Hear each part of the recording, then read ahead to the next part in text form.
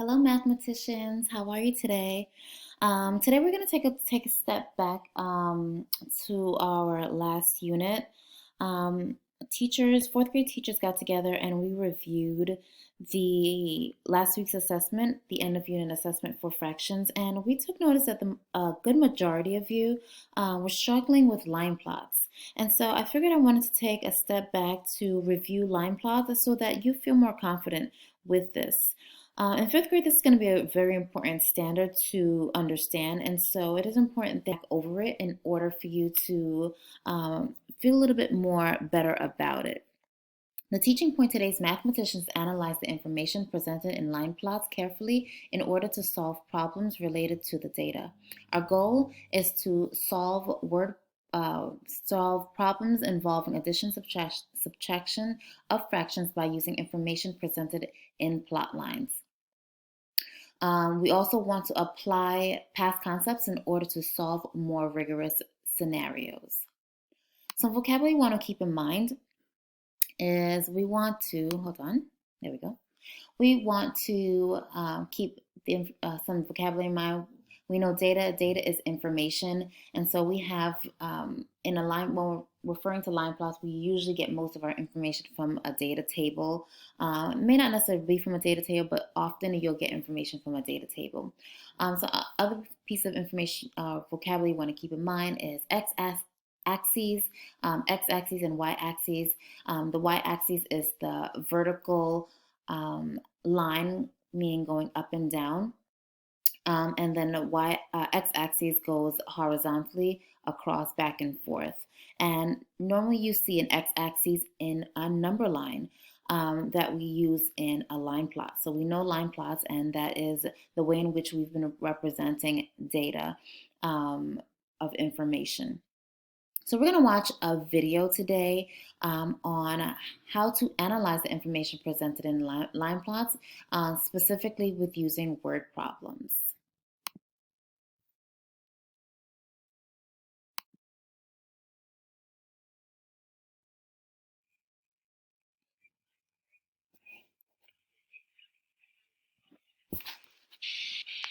All right, this is fourth grade, module 5, lesson 40, and in this lesson, students are going to be using word problems. They're going to be solving word problems involving multiplication, addition, subtraction, all of this in the context of a line plot. So we're combining a lot of stuff in this lesson. So parents and teachers, consider taking maybe a day or two with this lesson, because we really don't want to create frustration in our students. We really want to go, if necessary, we'd rather go slow in order to go fast. We don't need to rush and cause frustration in our students. So let's get started on this. So the first thing is we're asked to create a line plot, right? And so the idea is when you're making a line plot, you need to look at your data over here, and you need to figure out what's your smallest number. And in this case, it looks like our smallest number is 1 3/8, and if I'm not mistaken, that's the smallest. And it looks like our greatest number is 4 1/4. So when you're making a line plot, you need your line plot to go from something a little less than your lowest to something a little higher than your highest. So we're going to make our line plot go from 1 to 5. So that's 1, 2, 3, 4. So 2, 3, 4, 5. So this is going to be the basis of our line plot, because our least number is 1 3/8, somewhere around here, and our greatest number is 4 1/4, so it's going to be somewhere up here. So now let's make the line plot. And it doesn't really matter how you go about doing it. I generally just start at the top and I work my way straight down. So first thing we're going to do is plot 2 2/8. So that means we're going to cut this interval right here into 8 pieces. And we're going to put an X right on top of that second piece, because that's 2 2/8. So that's this one right up here. So I'm going to cross that off. And I am going to pause the video and we're going to finish this. Well, let's do 1 3/8. So 1 3/8 says, okay, I'm going to chop this whole interval into 8 pieces, and I'm going to put my x on top of the third one right there. So there's 1 3/8. So I finished 2, and I'm going to pause the video and I'm going to finish plotting the rest of these points. So through the magic of the internet and high technology, I was able to pause. I finished the line plot. A couple of things I noticed is that some of the fractions are in quarters while others are in eighths. So the idea is we want students to recognize that a fraction like 1/4 is equal to 2/8 and vice versa. I noticed that, so that might have played a little bit of trickiness as you were plotting. Similarly, 3/4 is equal to 6/8. So there was some little trickiness that happened when I was creating that line plot, so just a little bit of a heads up. You also notice that it's not perfect. And we don't want our students to think that we have to be perfect when they're creating their line plot, just perfect enough. So let's get going on this. So in this problem, we are being asked to find the difference in rainfall from the wettest and the driest months. And so the idea is we're going to take our line plot, which I copied over from the previous slide, and you'll notice that it's really easy in a line plot to see the wettest and the driest months. Here's the wettest, here's the driest. And so the wettest is 4 1/4 because you can see that it's been cut into 4 pieces and it's at 1 space over. Whereas the driest month, it's at 1 3/8 because it's at 1 plus 3 little spaces over. So what we're going to do is we need to subtract 4 1/4 minus 1 3/8.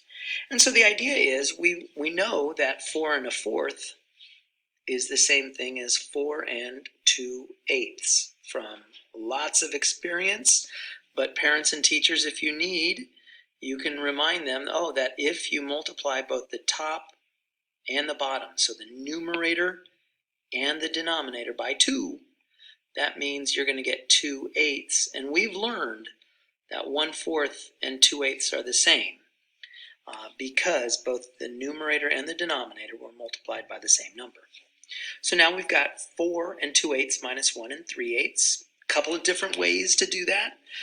We learned, let's subtract the whole numbers first. So that becomes 3 2/8. Take away 3/8. And now, a couple of ways we could do this. I personally kind of like decomposing that second fraction. So we can turn that 3/8 into 2/8 plus 1/8. And we can subtract 3 2/8, take away 2/8. So that gives us 3. And then we still have to subtract that remaining 1/8 right here. So 3 wholes, take away 1/8, gives us, and I'm going to squeeze this in here, 2 7/8. Now, parents and teachers, please, you may have to take a moment to talk to your students about how we know that this answer, 3 1/8, is equal to 2 7/8. But that's the idea, is first off, I want you all to notice that, did I use a standard algorithm? No, not exactly, because at this point, especially in 4th grade, we really want students to get the answer through a way that makes sense to them. Efficiency will come eventually, but we do not want efficiency to come at the expense of building understanding. Let your students understand how to get the answer, even if it's not the most efficient way, and that's perfectly fine. So here, what is the combined rainfall amount for the summer months of June, July, and August? And I've already written our values here. So here's June, here's July, and here's August. And of course, we're being asked to add them.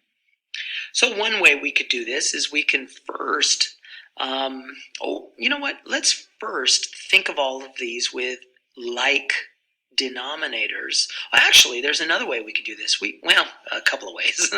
That's the beauty of math. I love math because there's so many different ways we can solve this. So let's start by renaming 2 1/4 to 2 2/8, plus 3 7/8, plus 3 2/8.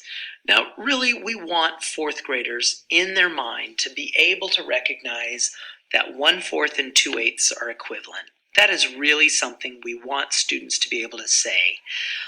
We don't need them to show their work at that point. Because 1/4 is such a basic benchmark fraction that we want students to just inherently know it, like it's a basic fact. So 2 plus 3 plus 3. So now we're going to add our whole numbers, and we get 8 whole numbers. And now we have to add 2/8 plus 7/8 plus 2/8. And when we do that, we get 8 whole numbers still, 8, but then adding 2 plus 7 plus 2, let's see, 7, 8, 9, 10, 11, is 11/8. And we know that 11/8 is a fraction greater than 1. So that fraction greater than 1 is 8/8 plus 3/8. So this is equal to 1 more. So what is our result? This ends up being we have 9 whole numbers because we had 8 here plus 1 more. So now we have 9 whole numbers plus that extra 3/8. So the answer is 9 3/8. And what is it? It's 9 3/8 inches is the combined rainfall for those summer months. So in this one, it says, in which months did it rain twice as much as it rained in December? So we started off with, I peeked at the list from a couple of slides ago, and I saw that in December it rained 1 5/8 inches. So now we know that we want to know this twice as much. So that means we're going to be 2 times 1 5/8. So that's going to be 2 times 1 plus 2 times 5/8. And 2 times 1 is 2. Plus 2 times 5/8 is 2 10/8. Parents and teachers, make sure your students understand how we went from here to here. And then this we know is 8/8 plus 2/8. So that 8/8 equals 1 whole. So we now have 3 wholes because we had 2 up here plus 1 more. So that's 3 wholes plus the 2/8 left over inches. So now what we need to do, I'm not going to do that, but we need to go back and look at our list and look at which months had 3 2/8 inches of rain.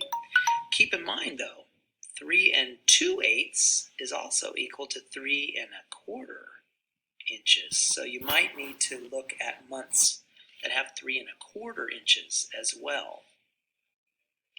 And that wraps up 4th grade Module 5, Lesson 40, word problems, allowing us to review a whole bunch of addition and subtraction, a whole bunch of stuff about fractions, all inside that context of line plots. So what I want for you to do is I want for you to go into iReady. Your teacher should have assigned you an iReady lesson on for plot lines or line plots, and I want you to practice this. I want you to go all the way to the end until you get to that exit ticket. Make certain that you're completing the exit ticket so that you are feeling confident. Okay?